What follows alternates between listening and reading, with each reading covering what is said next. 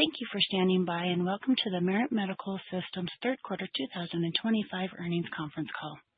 At this time, all participants have been placed in a listen-only mode. Please note that this conference call is being recorded and that the recording will be available on the company's website for replay shortly.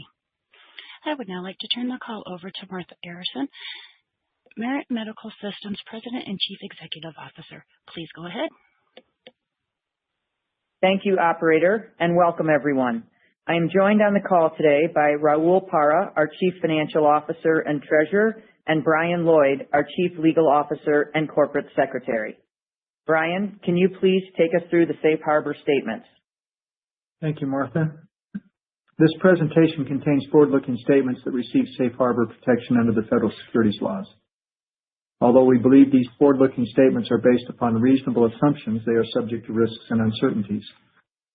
The realization of any of these risks or uncertainties, as well as extraordinary events or transactions impacting our company, could cause actual results to differ materially from the expectations and projections expressed or implied by our forward-looking statements.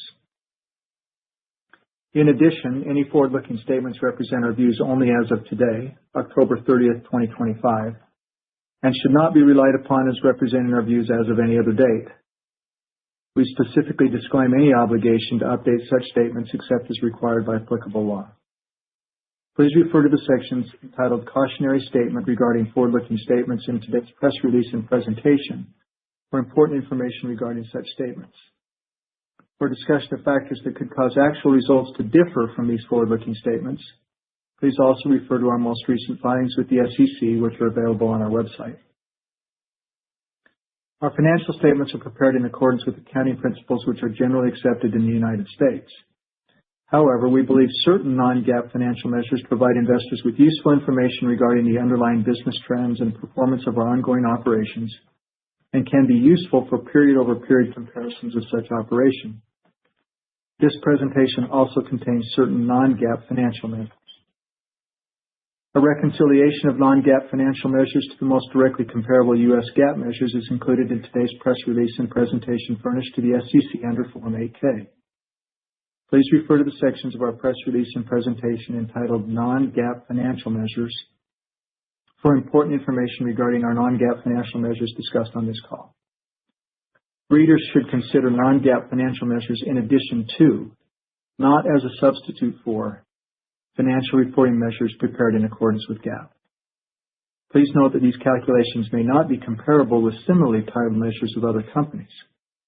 Both today's press release and our presentation are available on the Investors page of our website. I'll now turn the call back to Martha. Thank you, Brian. Let me start with a brief agenda of what we will cover during our prepared remarks. As the recently appointed President and CEO of Merit, I'll begin my remarks with a brief introduction, thoughts on what attracted me to this opportunity, and where I have been focused since joining the team. I will then provide a brief summary of the third quarter 2025 financial results, followed by a review of the team's progress in recent months in a few key operating areas. Then Raul will provide a more in-depth review of the quarterly financial results and the financial guidance for 2025, which we updated in today's press release. We will then open the call for your questions. Before delving into our third quarter results, I would like to take a moment to introduce myself and provide a few summary points on my background and where I have focused my time since joining the team. I joined Merit on October 3rd with over 28 years of experience in the global healthcare industry. My experience includes multiple general management and functional leadership roles at several global companies, following a short time in management consulting. I spent almost 2 decades at Medtronic, including several years living and working overseas. After Medtronic, I led global healthcare businesses with notable scale, including serving as Senior Vice President and President of North America for Hillrom Holdings and Executive Vice President and President of Global Healthcare for Ecolab. I've also served as a board member at a number of companies, including ConMed, Methode Electronics, Clinical Innovations, Cardiovascular Systems, Beta Bionics, Hutchinson Technology, Bright Euro, and OhmCare. And in one instance, I served as interim CEO. I believe my experience leading global businesses in the healthcare industry and advising companies across multiple sectors gives me the requisite background to lead Merit.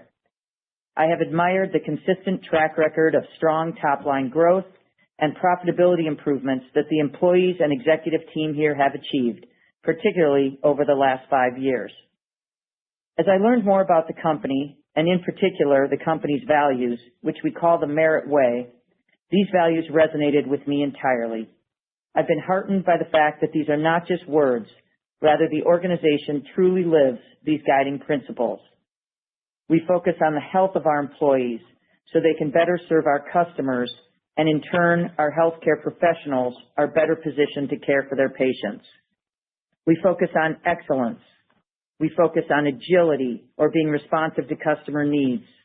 We take responsibility for our actions, and we work as a team. An organization that is committed to the Merit Way and aligned on a mission to understand, innovate, deliver represents a powerful combination. I appreciate that the mission includes a significant focus on innovation, given the importance of R&D and new technology in our industry. Suffice it to say, I'm excited to join Merit and truly honored to take on this role. While my official start date was just a few weeks ago, I have been actively engaging with external stakeholders, directors, and members of Merit's executive and senior management teams since my appointment as the new president and CEO was announced on July 7th. Since my official start, I've been spending time with our global leaders and their teams as I continue to learn the business. I am inspired by their optimism about the future and am impressed with the talent and passion of the employees that I've had the chance to meet. I see strong alignment in the shared purpose that this organization has in saving and improving lives each and every day. I've been fortunate to spend a lot of time with Fred Lampropoulos in recent months. We have visited a number of sites together, including Richmond, Dallas, Pearland, Tijuana, and Minneapolis, and I have spent time at our headquarters in South Jordan. I've also visited with each member of our board of directors individually to gather their thoughts and views on Merit, so I can better understand the things that we're doing well and what we can work to improve in the future. Fred and I have also spent time developing our transition plan with a keen focus on ensuring minimal disruption while establishing a process that enabled me to take over the day-to-day leadership of the company. I am confident we have a solid plan in place and, importantly, alignment across the team as to key roles and responsibilities. To that end, it is important to understand that as part of this succession plan, Fred is now serving as the executive chairman of the board through the remainder of this year. As we begin 2026, he will transition to non-executive chairman. Fred will continue to play a role in our evaluation of potential organic and inorganic opportunities. I appreciate Fred's willingness to continue to partner with me and the team on such an important part of the company's growth strategy. We need to continue to leverage his knowledge, experience, and substantial relationships with physicians and customers around the world to ensure Merit remains focused on the right product opportunities and investment areas to support our long-term growth and profitability. With respect to where I'll be spending my time over the balance of my first 100 days, simply stated, I'll be continuing on my listening tour. I look forward to visiting our global sites, meeting the teams, seeing the operations at our manufacturing facilities, and spending time with our global research and development team. I have a lot more to learn about our products, our people, and our processes, but so far, all that I've learned gives me great optimism. I look forward to attending several key medical congresses, physician advisory boards, and meeting as many of our key opinion leaders as possible. I also intend to dedicate a portion of my time in the coming months engaging with the investment community. All of these activities are centered around gathering as much feedback as possible and learning as much as I can. A tall task, but one that I'm extremely excited about. I feel very privileged to have this opportunity. I'm grateful to Fred and the entire board of directors for the trust, support, and confidence in me as the right leader for the company's next stage of growth and development. Now turning to a review of our third quarter results. We reported total revenue of $384.2 million, up 13% year-over-year on a GAAP basis and up 12.5% year-over-year on a constant currency basis. The constant currency revenue growth delivered in the third quarter exceeded the high end of the range of the growth expectations that were outlined on the Q2 2025 earnings call. The better-than-expected constant currency revenue results were driven by 7.8% constant currency organic growth, which exceeded the 6% high end of the range which was outlined on the second quarter call. With respect to the profitability performance in the third quarter, the company delivered financial results that significantly exceeded expectations. It was another quarter of notable year-over-year improvement in non-GAAP operating margin, which increased 51 basis points year-over-year to 19.7%. The team delivered nearly 7% growth in non-GAAP EPS, which exceeded the high end of expectations, and the company generated $53 million of free cash flow, an increase of 38% year-over-year. The third quarter results reflect continued strong momentum in the business this year. Despite the continued challenges related to the dynamic and uncertain global macro environment, the team is executing well. Over the first 9 months of 2025, the team has delivered total constant currency revenue growth of 12%, a non-GAAP operating margin of 20%, representing a 129 basis point increase year-over-year, and the team generated more than $140 million of free cash flow. These are impressive financial results, to say the least. We have updated our financial guidance for 2025 in today's press release to reflect the strong financial results in the third quarter and our updated expectations for Q4. We remain focused on delivering continued strong execution, solid constant currency growth, and strong free cash flow generation in 2025, as well as progress in our continued growth initiatives program and related financial targets for the 3-year period ending December 31st, 2026. Turning now to a review of the company's progress in recent months in a few key operating areas. Let me begin with new product development, clearance, and commercialization. In August, the company announced the U.S. commercial release of the Prelude Wave hydrophilic sheath introducer with SnapFix securement technology. The Prelude Wave is the latest innovation in Merit's comprehensive access portfolio, which includes a wide range of dilators, micro-access systems, sheath introducers, and guide sheaths. Merit innovated the Prelude Wave, a next-generation sheath with a unique securement feature. Compared to the leading competitor, the Prelude Wave offers twice the lubricity, twice the resistance to buckling and kinking, and requires 40% less insertion force. A first of its kind, SnapFix technology provides twice the adhesive strength, with a number of physicians rating its performance and ease of use superior to the leading competitor. This new product introduction represents another advancement in Merit's access portfolio, built to improve radial procedures and to aid in minimizing common vascular challenges. In September, the company announced that Embosphere microspheres received CE mark and are indicated in the European Union for use in genicular artery embolization, or GAE, to treat patients with knee osteoarthritis. GAE is a non-surgical option that provides fast and lasting pain relief in patients with mild to moderate knee OA. Data show that over 75% of patients treated with Embosphere for GAE achieved clinical success, with significant reductions in knee pain sustained through 24 months.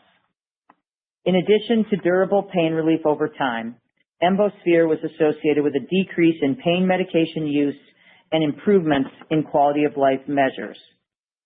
Compared to corticosteroid injections, GAE with Embosphere achieved consistently higher clinical success, with greater improvements at 3 months in pain and quality of life. CE mark of Embosphere for GAE presents an exciting opportunity to advance this treatment option and further interventionalists' ability to offer the positive results they expect from the procedure. On October 1st, the company announced that our Scout radar localization technology has been used to treat 750,000 patients worldwide, a significant milestone for breast cancer treatment. As a market leader in wire-free, non-radioactive localization technology, Merit's mission every month, but especially this month, is to reduce the burden that cancer places on patients and their loved ones. Radar localization helps physicians surgically remove abnormal breast tissue while reducing trauma to surrounding healthy tissue. A trusted solution for breast cancer care, Scout has been mentioned in more than 100 clinical publications with nearly 8,500 patients referenced throughout. As it is being used in 50 countries, more than 500 cases are performed each day, totaling 10,000 cases per month. Over 1,100 facilities worldwide choose Scout as their preferred method of wire-free localization. Every day, through products like Scout, we're able to help more patients become cancer-free, and we're proud to be a part of that. I would now like to provide an update on our recent progress towards our commercial and reimbursement strategies for the Rhapsody CIE in the United States. Our Renal Therapies Group has been impressively executing the U.S. commercial strategy for Rhapsody CIE during the third quarter, and they continue to exceed our expectations with respect to leveraging the new access to customers from the early commercialization of Rhapsody CIE to identify opportunities to drive adoption and utilization across the rest of our dialysis product portfolio. The team remains focused on engaging with new and existing customers to work through the VAC approval processes, as well as working with the largest GPOs and some of the largest IDNs across the country. Physician training events are being held at centers of excellence with physician partners who are passionate about the product and educating their peers on the benefits of the Rhapsody CIE. The team has also worked to ensure we were prepared to maximize the opportunity presented by Rhapsody CIE's new technology add-on payment, or NTAP, effective October 1st, 2025. By way of reminder, this add-on payment applies to Rhapsody CIE procedures conducted in the hospital inpatient setting. We have conducted Salesforce trainings and prepared reference materials to support discussions with customers and prospects. Our RTG team is focused on ensuring hospitals have the requisite information and understand the process for submitting claims for hospital inpatient use when the Rhapsody CIE procedure is provided to a patient. We have been pleased by the initial market response in terms of access, adoption, and utilization for customers using Rhapsody CIE in the hospital inpatient setting following the NTAP effective date. With respect to our progress towards securing incremental payment for procedures in the outpatient and ASC settings, as projected on the last earnings call, Merit completed the application for TPT incremental payment under Medicare's OPPS system and submitted the application by the September 1st, 2025 deadline. We continue to anticipate preliminary approval with an earliest effective date of January 1st, 2026, and finalization in next year's rule cycle. Finally, we have made notable progress in expanding the body of clinical evidence for our Rhapsody CIE in recent months. In August, we announced the successful enrollment of the first patient in the RAP North America Registry study. Dr. Omar Davis, President and Medical Director at Bluff City Vascular and investigator in the RAP North America Registry, enrolled the first patient. The RAP North America Registry is designed to enroll up to 250 U.S. and Canadian patients on hemodialysis who experience obstructions such as stenosis or occlusion in the veins required for dialysis access. The RAP North America Registry is intended to add to Merit's growing portfolio of clinical evidence supporting the Rhapsody CIE. If completed as designed, it would represent the largest cohort of patients treated with an implantable device to restore vascular access for hemodialysis. On October 15th, we completed enrollment in our RAP Global Registry study.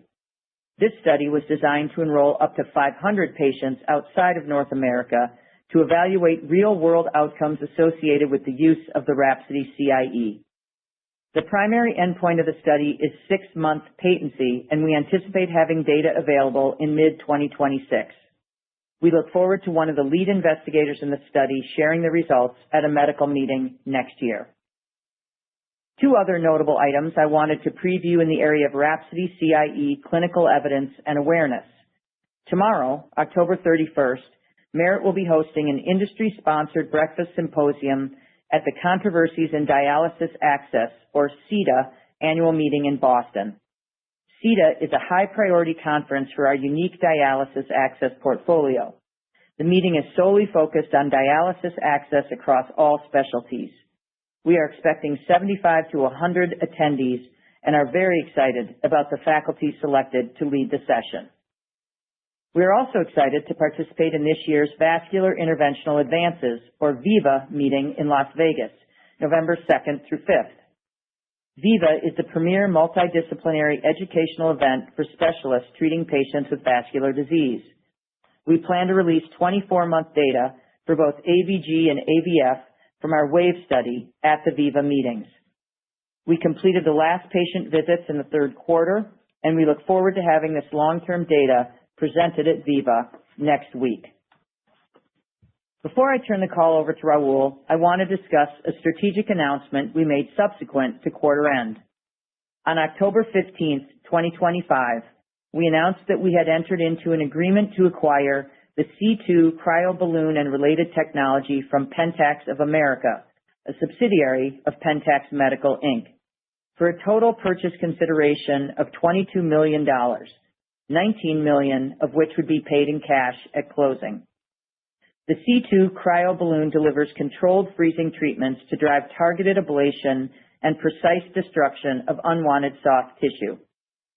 The C2 cryoballoon treats Barrett's esophagus as well as a less common disorder, GAVE, or gastric antrovascular ectasia.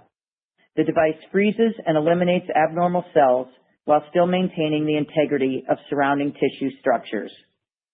This proposed acquisition is intended to strengthen our position in the multi-billion-dollar gastroenterology market and to provide opportunities to treat more patients from the effects of chronic gastroesophageal reflux disease, or GERD, and other gastrointestinal tissue disorders. While the total transaction size is relatively small, we believe this will be an important strategic acquisition as it is expected to expand the portfolio of solutions our endoscopy sales team has to offer customers. We have invested in this part of our business, both organically and inorganically, over the last few years and are nearing an inflection point in terms of completing our integration and sales force alignment activities. We believe we are well positioned to accelerate growth and market share gain in the coming years. With that, I'll turn the call over to Raul for an in-depth review of our quarterly financial results and our updated financial guidance for 2025. Raul? Thank you, Martha. I will start with a detailed review of our revenue results in the third quarter, beginning with the sales performance in each of our primary reportable product categories. Note, unless otherwise stated, all growth rates are approximated and presented on both a year-over-year and constant currency basis. Third quarter total revenue growth was driven primarily by 13% growth in our cardiovascular segment and, to a lesser extent, 4% growth in our endoscopy segment. Cardiovascular segment sales exceeded the high end of the expectations we outlined on our second quarter call, and endoscopy sales came in at the low end of our expectations.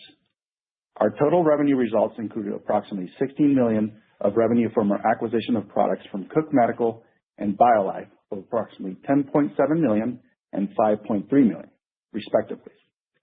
Excluding sales of acquired products, our total revenue growth on an organic constant currency basis was 7.8% in the third quarter. Turning to a review of our third quarter revenue results by product category. Peripheral intervention product sales increased 8% and represented the largest driver of organic cardiovascular segment growth in the period. PI sales modestly exceeded the high end of our growth expectations in Q3. Growth in our PI business was driven by strong sales in our embolotherapy, access, and delivery systems categories which together represented more than 75% of our total PI growth year over year. Demand of our Embosphere and Quadrosphere microsphere products was notable in Q3. Access category growth was driven by demand for our Rhapsody CIE, and delivery system category growth was driven by demand for our Swift Ninja steerable microcatheter.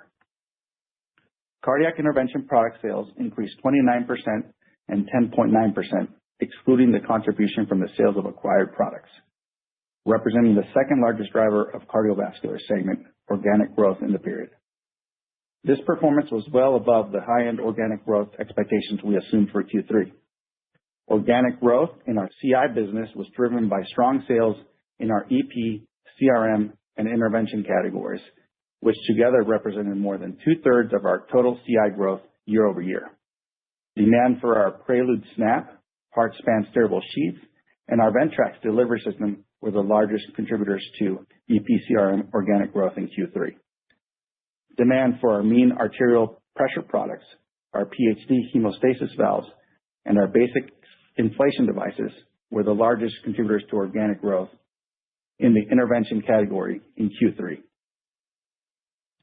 Rounding out the Q3 performance across the rest of our cardio segment, sales of our custom procedural solutions products increased 6% above the high end of our expectations, and sales of our OEM products increased 3%, modestly lower than our expectations. The softer than expected OEM performance in Q3 was entirely related to sales to OEM customers outside the U.S., which continues to see demand trends impacted by the macro environment. Sales to OEM U.S. customers increased in the high single digits year over year in Q3. Turning to a brief summary of our sales performance on a geographic basis, our third quarter sales in the U.S. increased 12% on a constant currency basis and 7.6% on an organic constant currency basis, exceeding the high end of our organic growth expectations by 310 basis points. We were pleased to see continued strong demand from our U.S. customers in the third quarter. International sales increased 13% year over year and increased 8% on an organic constant currency basis. Sales results in APAC, EMEA, and the rest of the world regions each modestly exceeded the expectations supporting our Q3 guidance range. With respect to China specifically, sales decreased 1%, which was softer than expected. We attribute the softness to broader macro environment as the VBP impact was better than expected in Q3. Excluding the VBP impacts in both periods, China sales increased 2% year over year in Q3. Turning to a review of our P&L performance, for the avoidance of doubt, unless otherwise noted, my commentary will focus on the company's non-GAAP results during the third quarter of 2025, and all growth rates are approximated and presented on a year-over-year basis. We have included reconciliations from our GAAP reported results to the related non-GAAP items in our press release and presentation available on our website. Gross profit increased approximately 19% in the third quarter. Our gross margin was 53.6%, up 267 basis points year over year, and representing the highest gross margin in the company's history. The year-over-year improvement in gross margin was driven primarily by mix, by product, and by geography, as well as improvements in pricing and freight and distribution expenses compared to the prior year period. As expected, tariffs were a material headwind to the year-over-year improvement in gross margin in Q3, representing a nearly 90 basis point incremental impact year over year to third quarter gross margins. Operating expenses increased 21%. The increase in operating expenses was driven by a 21% increase in SG&A expense and a 20% increase in R&D expense compared to the prior year period. Total operating income in the third quarter increased $10.4 million, or 16% to $75.6 million. Our operating margin was 19.7% compared to 19.2% in the prior year period, an increase of 51 basis points year over year. Third quarter other expense net was $2.4 million compared to income of $0.9 million last year.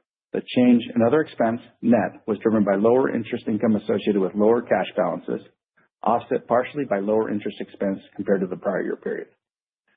Third quarter net income was $54.9 million or 92 cents per share, compared to $51.2 million or 86 cents per share in the prior period.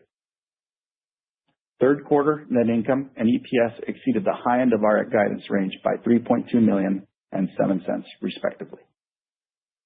Turning to a review of our balance sheet and financial condition, we generated $52.5 million of free cash flow in the third quarter of 2025, up 38% year over year.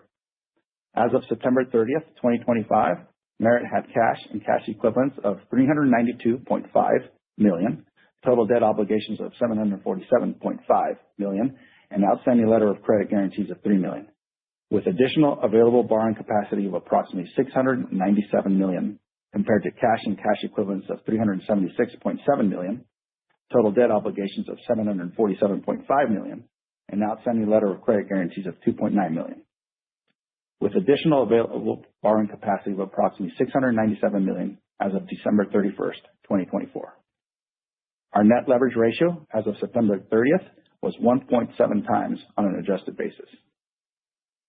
Turning to a review of our fiscal year 2025 financial guidance, which we updated in today's press release. For reference, we have included a table in our earnings press release which details each of our formal financial guide ranges and how those ranges compare to our updated guidance ranges issued as part of our second quarter earnings press release on July 30th, 2025. Our updated 2025 guidance assumes the following: GAAP net revenue growth of 11 to 12% year over year, which we expect to result from net revenue growth of approximately 10 to 11% in our cardiovascular segment, and net revenue growth of approximately 32 to 34% in our endoscopy segment, and a tailwind from changes in foreign currency exchange rates of approximately $6 million or approximately 45 basis points to growth year over year. Excluding the impact of changes in foreign currency exchange rates, we expect total net revenue growth on a constant currency basis in a range of 10.3 to 11.2%, compared to 9.7 to 10.6% previously.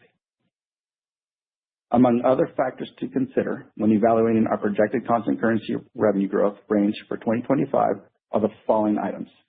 First, the midpoint of our total constant currency growth range now assumes 13% growth in the U.S. compared to 12% previously, and 8% growth outside the U.S. unchanged versus prior guidance. The 8% constant currency growth we expect outside the U.S. continues to assume low double-digit growth in the EMEA, mid-teen growth in the rest of the world region, and approximately 2% growth in the APAC region.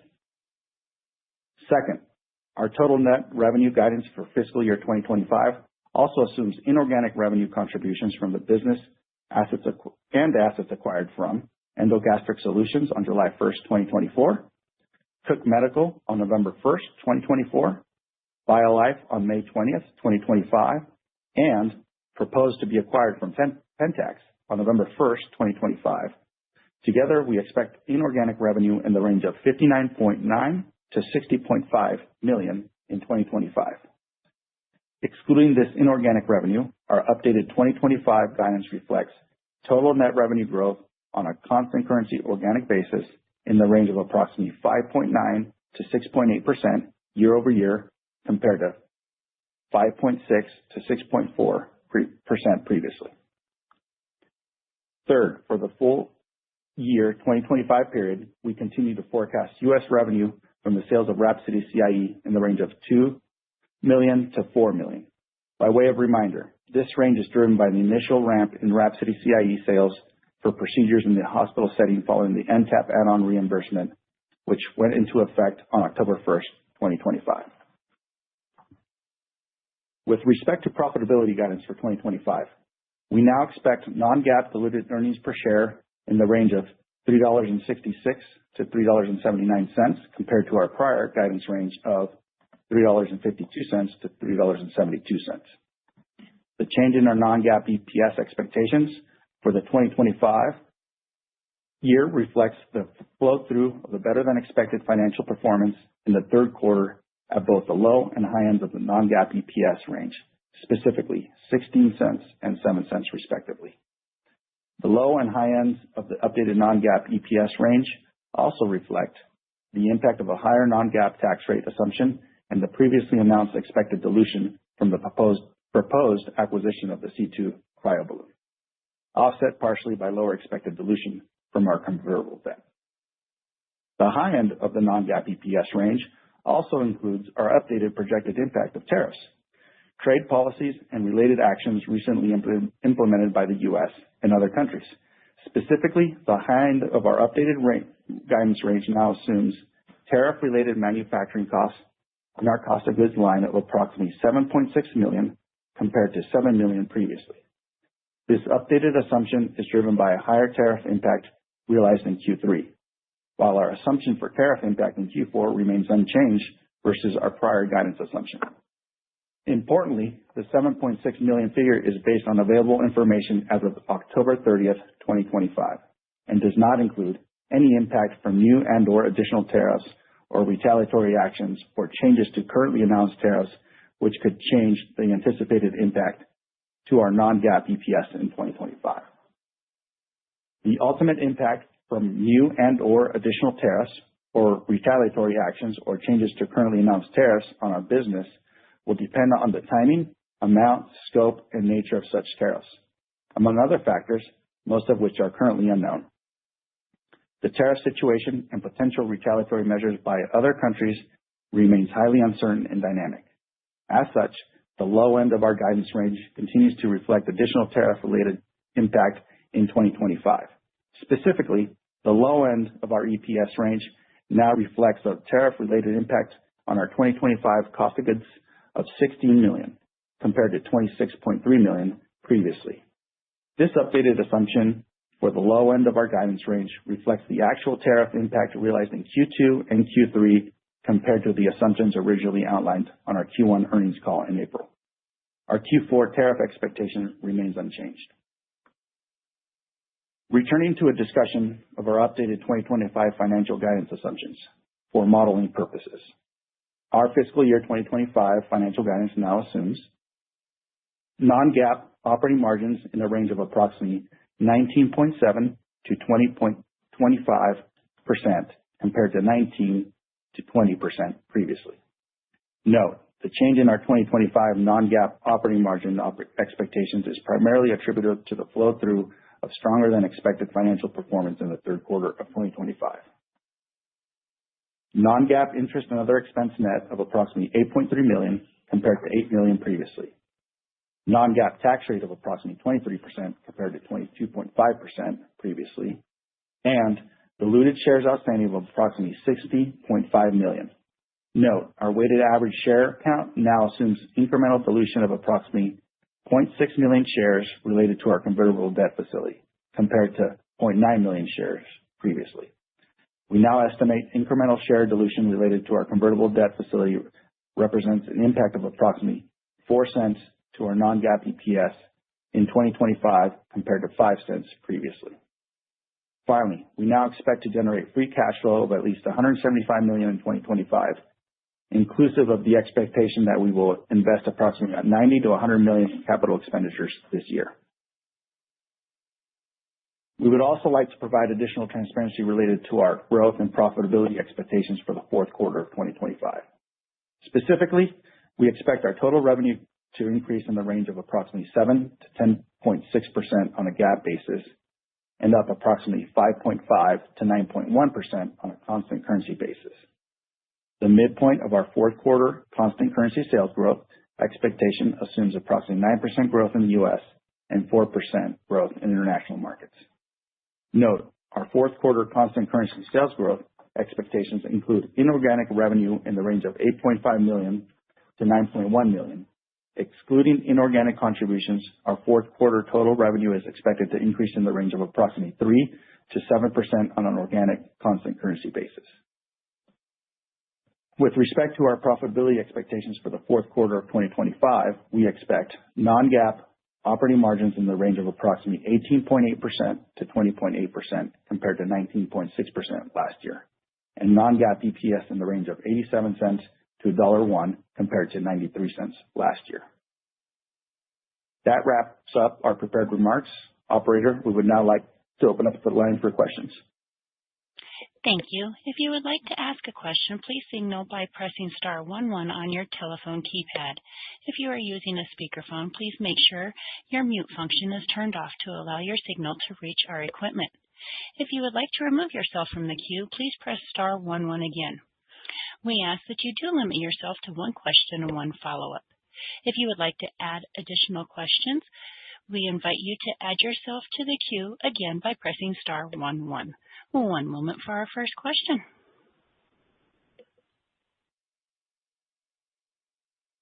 Our first question comes from the line of Jason Bednar with Piper Sandler. Your line is open. Please go ahead. Hey, good afternoon. Congrats everyone here on the strong results. And Martha, welcome and looking forward to working with you. I feel like got to start talking here about Rhapsody to kick it off. You said you're pleased with the response so far on the inpatient side. You called it out as a notable contributor to PI growth. Can you give a bit more color here? It sounds like you're already tracking pretty well in that inpatient setting in the early days. And then maybe I'll just ask an open-ended question. If you could respond to questions that exist out there with respect to clearing the necessary criterion to secure a TPT, particularly the cost criterion that requires a different price point than that 5,800 ASP that you've publicly discussed in past calls and which was used in the submission to secure NTAP. Yeah, Jason, thanks very much. Appreciate the question and look forward to working with you as well. Let me make a few comments on this. First of all, let me just say I think we're all really pleased with the initial market response as it pertains to Rhapsody CIE, right? If we look at access, adoption, and utilization in the in-hospital setting, right? And so in that setting, in the hospital setting, effective October 1 was the new add-on payment. So we're certainly excited about that, and a big shout out, frankly, to our team who's done a great job training physicians. I think you may have heard on a previous call, the goal was to train and have about 250 physician advocates. At the end of the quarter, we're at 200, and that has actually led to a total of over 500 physicians who have been trained in Rhapsody. So we're very excited about that, and there continues to be even more work being done around building awareness for Rhapsody CIE. And you heard a little bit, there's going to be a symposium in Boston at the CETA meeting this week, as well as next week at the Viva meeting in Las Vegas, which I'm personally excited to attend. There will also be 24-month data shared. So I would just say stay tuned on that because you may see a press release or two coming out on some of that data next week.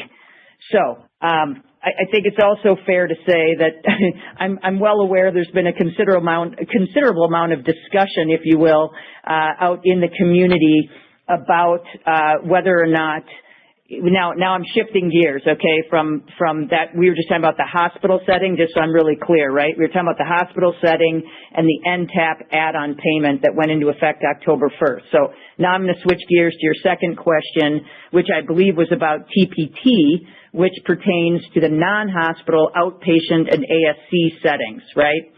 So as I said, I understand there's been a great deal of discussion on this. Let me try to be very clear and state quite simply, we believe we meet the required cost criteria.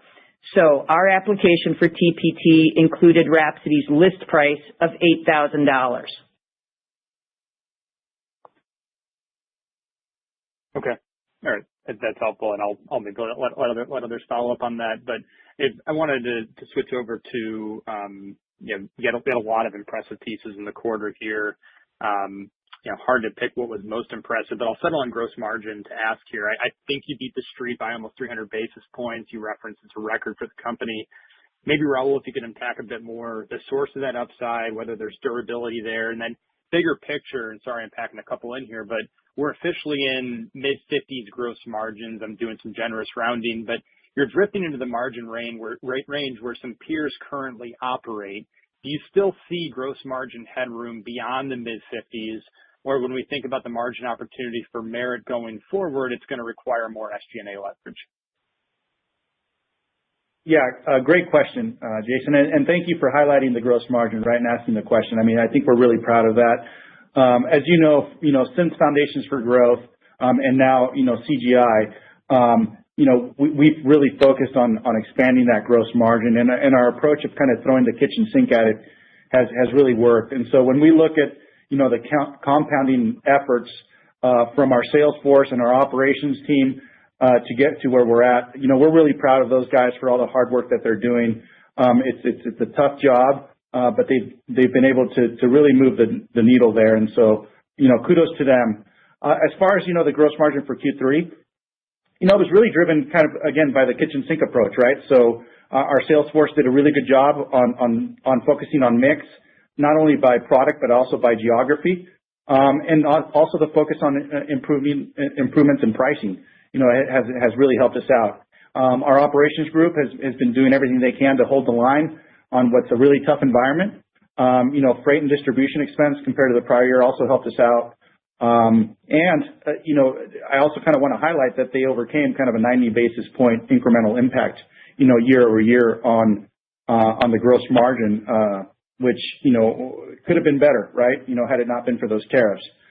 As far as kind of the long-term, vision, I'm not going to get ahead of myself, on CGI. When we launched CGI, we were pretty clear that most of the improvement in operating margin would come from gross margin. And on the higher end, it would be more gross margin with some OpEx leverage. So I think, that's the goal, is to continue to drive gross margin to hit our CGI goals. And we're focused on that. And, we're not going to get beyond that.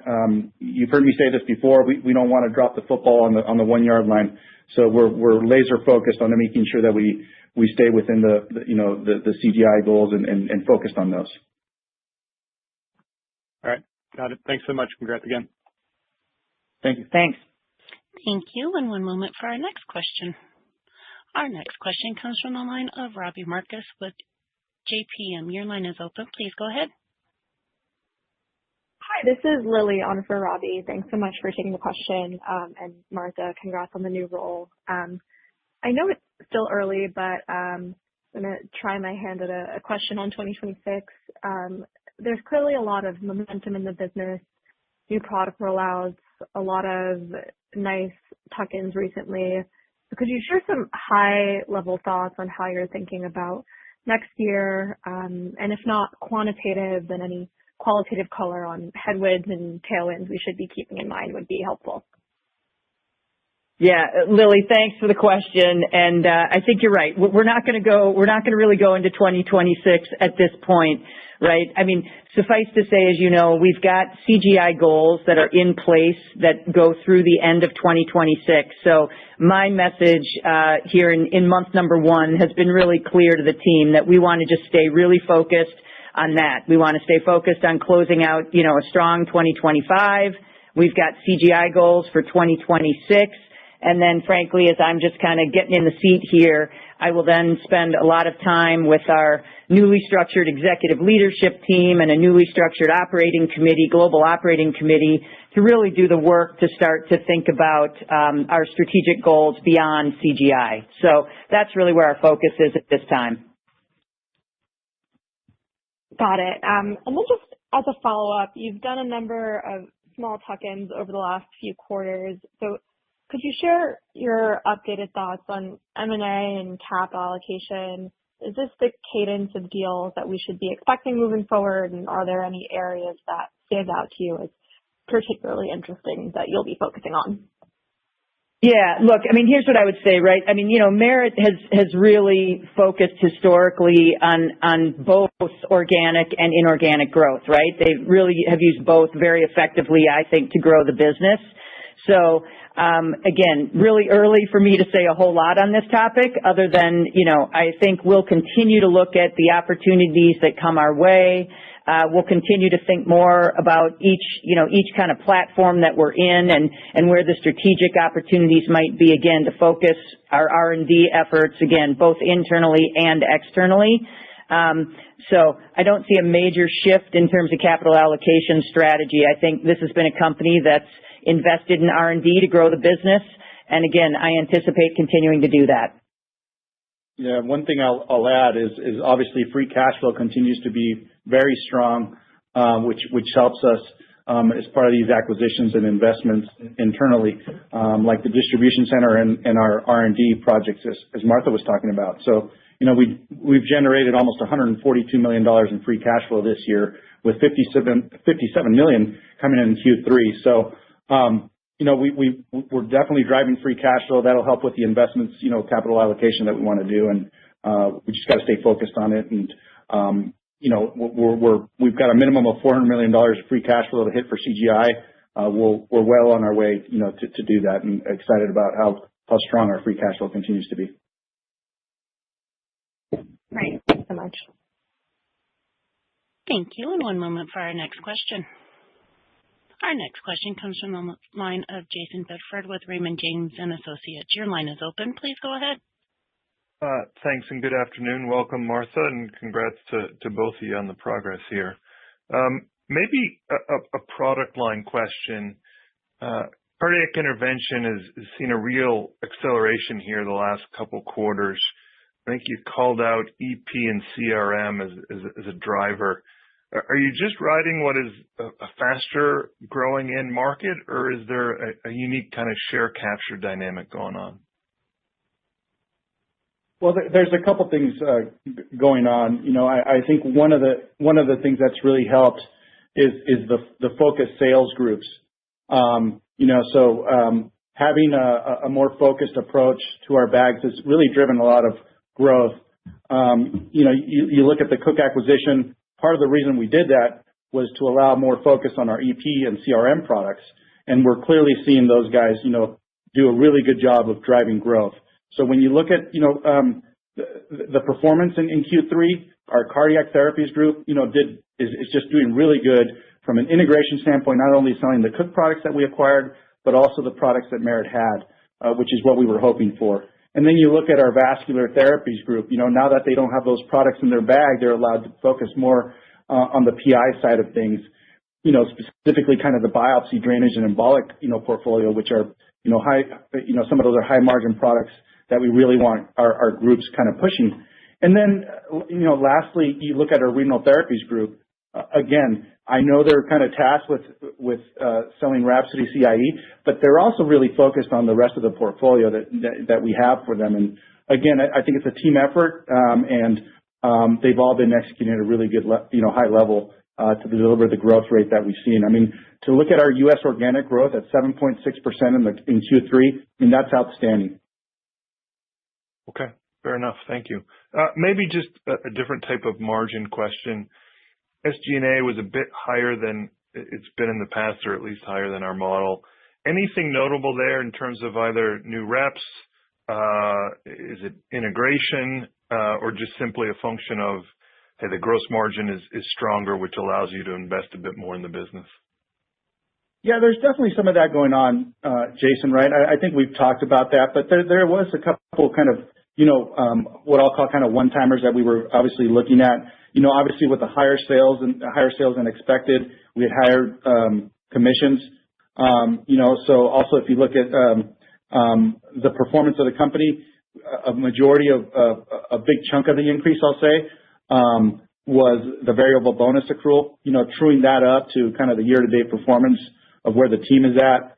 And then we also had a distributor buyout in Europe that came in earlier than anticipated. So rest assured we're keeping an eye on the operating expenses and the amount we're investing. But we have been kind of candid and clear, I would say, and transparent about making sure that you guys understand that as the gross margin comes in, there is a level of investment that we're making, but we're also very conscious about making sure that we're keeping an eye on it. Okay, thank you. Thank you. One moment for our next question. Our next question is going to come from the line of Mike Matson with Needham & Company. Your line is open. Please go ahead. Yeah, thanks. So I know it's still kind of early days with Rhapsody, but I was wondering if you were seeing any of the expected benefit to the other dialysis products, kind of that portfolio strategy that you have there in that business? Yeah, I mean, I'd say we are. Yeah, I mean, I think as Raul was just sharing, I mean, having these slightly more focused sales organizations, right, does enable the group to not only be focusing on Rhapsody, but all the wraparound, no pun intended, right, but all the wraparound products, all the additional products that we have in that bag. So I think we're really encouraged by that in the early days here. Okay. And then just on the cryoballoon, the C2 product, I'm familiar with Barrett's esophagus and the ablation procedure, but, wondering if you could tell us how big that market is or the TAM there.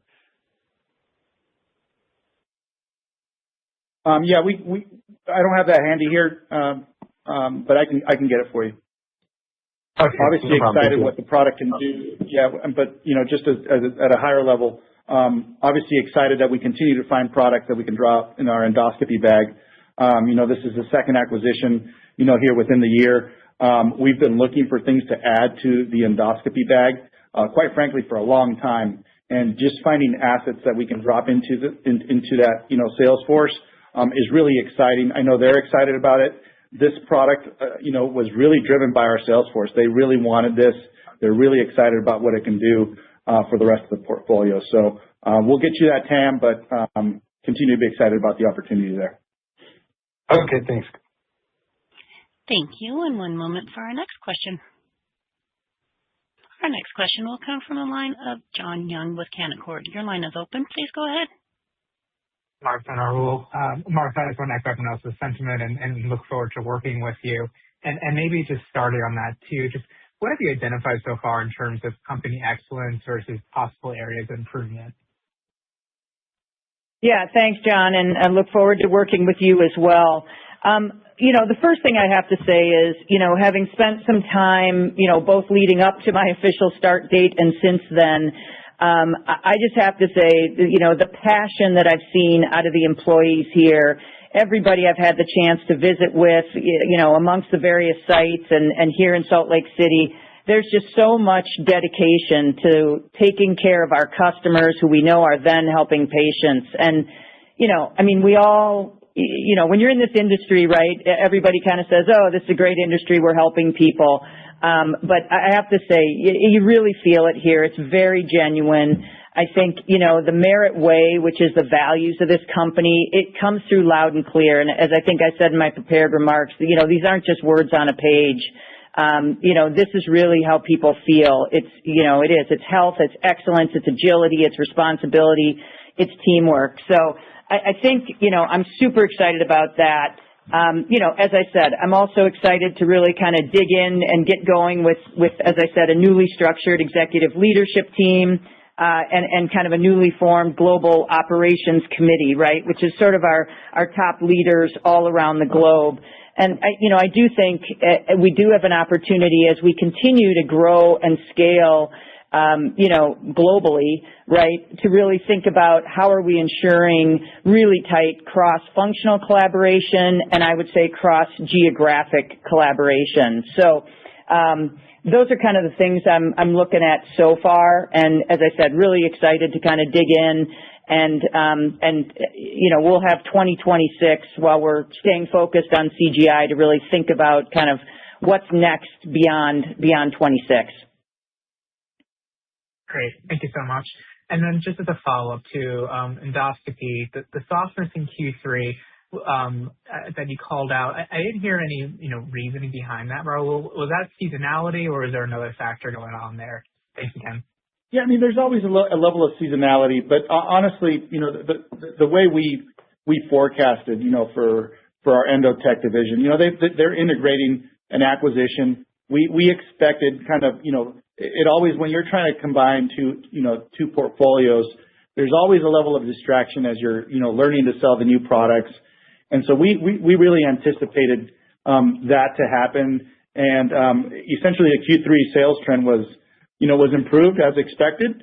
It was better than the first half of the year, and I think it'll continue to accelerate, from here, as the sales force kind of, starts to understand how to combine and sell these products.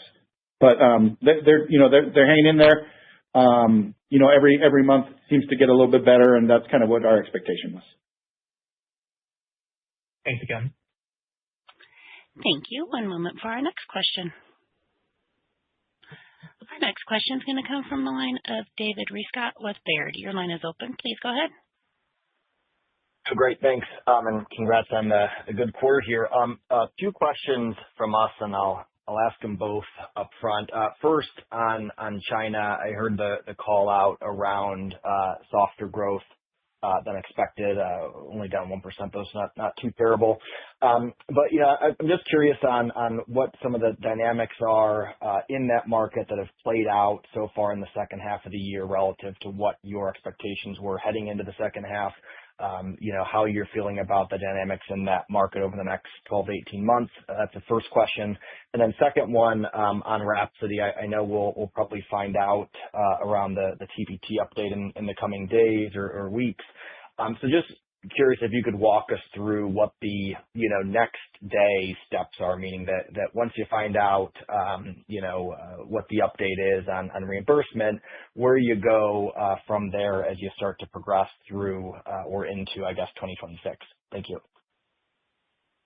Okay, I'll take China, and then Martha, I think, is going to take the Rhapsody question. So, look, I think first of all, I'll start with the highlight, right? I mean, I think China has been a market that hasn't grown like we wanted to, kind of from a reported or organic basis. I think the encouraging thing is that volume continues to be strong. A highlight that I'll point out, VBP was better than expected in Q3. I think we've seen that happen, routinely in China. I think that's a positive sign for us. But really, it's the softness is coming just from the broader macro environment. And when we say that, we're really kind of talking about kind of OEM in China specifically, being softer than anticipated. So I think as we look at the core business, which is China excluding OEM, I think they're doing really well given the environment. And it's really just kind of the OEM component that kind of continues to drag it down a little bit. But overall, I think just the China market overall, I think we're excited about what we can do there, in the future. Other than that, I think, it's no other things to kind of point out. Yeah. And let me comment then on Rhapsody. So I think, as I mentioned earlier, we are very confident we meet the required cost criteria. As I said, our application for TPT included our list price at $8,000. So as you said, we do expect to hear, sometime in December, with the earliest then possible effective date of January 1st, 2026, and then a finalization during next year's rule cycle. Now, I mean, we know the U.S. government is in shutdown. So far we haven't heard anything there that changes our expectations. Obviously, if we hear something, we'll let you know. But otherwise, we'll proceed from there.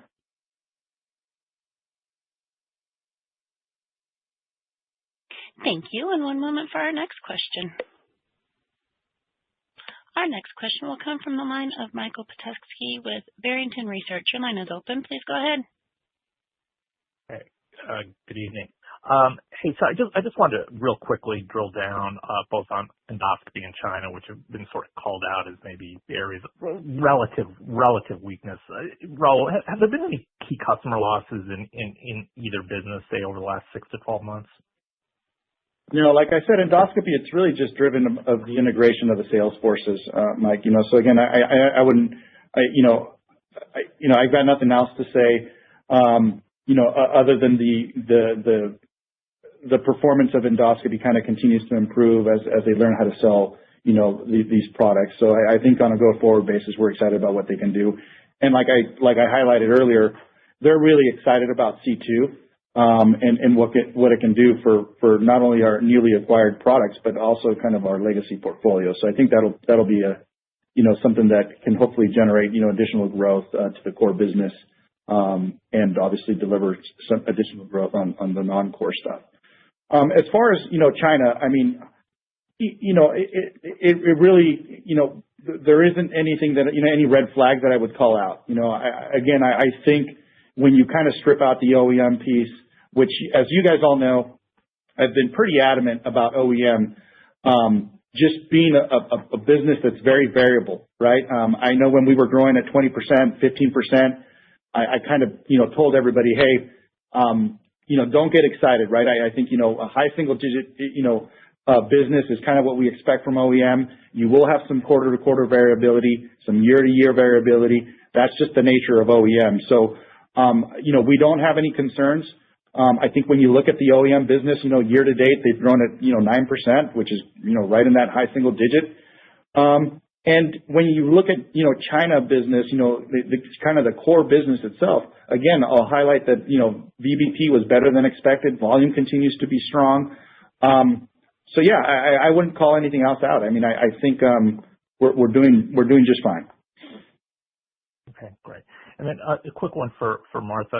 In terms of this next, I guess at this point, roughly 60 days where Fred is the executive chair versus, next year when he'll be non-executive chair. I mean, what are the primary ways you're sort of utilizing him? Is it mostly just introductions to team and customers, or are there other areas where you hope to utilize Fred over the next 60 days? Thanks.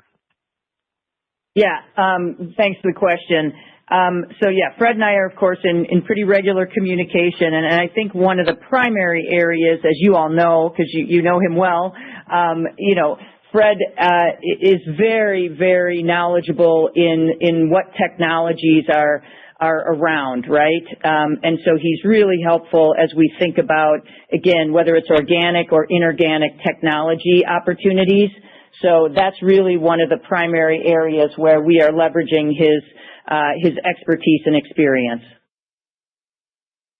Very good. Thank you. Thank you. Thanks. Thank you. For one moment for our next question. Our next question comes from the line of Jim Sidoti with Sidoti & Company. Your line is open. Please go ahead. Hi, good afternoon, and thanks for taking the questions. Another question on the Pentex acquisition. How does that product differ from the product you acquired last year from Endogastric Solutions? Is it the same treatment? Or is it complementary? And is it approved in Europe as well as in the U.S.? Well, I mean, it is a different.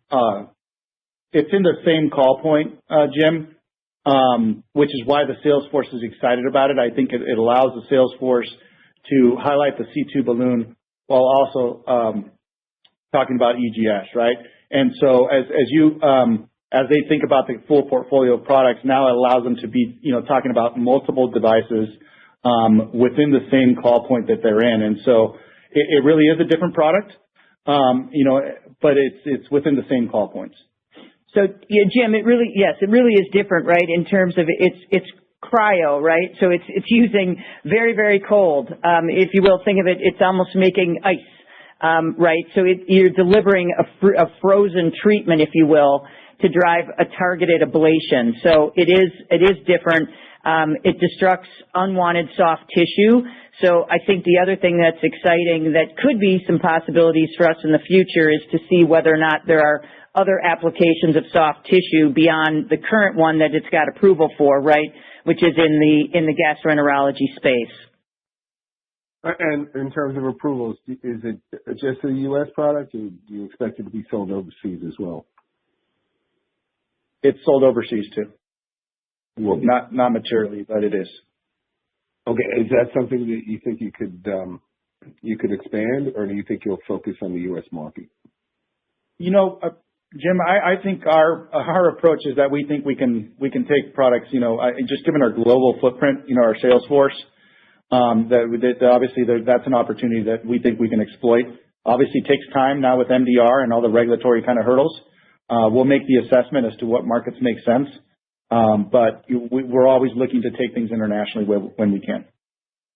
And speaking of MDR, that expense has come down, the past few quarters. Is there a light at the end of the tunnel for that, or do you think it kind of levels out where you're spending right now? I hope there is. I think it's a long process, as you guys know. You guys have heard us complain about it, right? I mean, I think to re-register products that have been in the country in those countries for 10 plus years, with no serious impact. As a matter of fact, helping patients, has been really frustrating. But I think there is a light at the end of the tunnel. I think, there's rumors of positive changes to MDR. How those play out is yet to be decided. But I think, the regulatory burden for medtech devices is really hard, and I think Europe has seen the impact of those changes. And so hopefully they come to some, common sense there and they make some changes. But for now, the Merit way is just to be prepared and fall, play by the rules. And so that's what we'll do. All right. And then the last one, from the $140 million of free cash flow in the year to date, I assume you'll generate, another chunk in the fourth quarter. Is that all going to go to debt pay down, or do you have any other plans right now? Yeah, well, we've got the convert, right? So there's really no debt to pay down, right? I mean, I think for now we'll continue to hang the cash, on the balance sheet, and look for acquisitions or investments, here within Merit to deploy that capital. But, we are calling for a minimum of $175 million of free cash flow for the year. So, there is additional free cash flow that we think we can get. But yeah, super excited about how strong it's been, given that we're also building the distribution center across the street. So. Mm-hmm. All right. Thank you. Thanks, Jim. Thank you. And I would now like to hand the conference back over to Martha Arison for closing remarks. Thanks very much. And just a huge thank you to all of our employees for all their hard work. And thank you all for joining us today on the call and for your interest in Merit Medical. This concludes today's conference call. Thank you for your participation. You may now disconnect. Everyone, have a great day.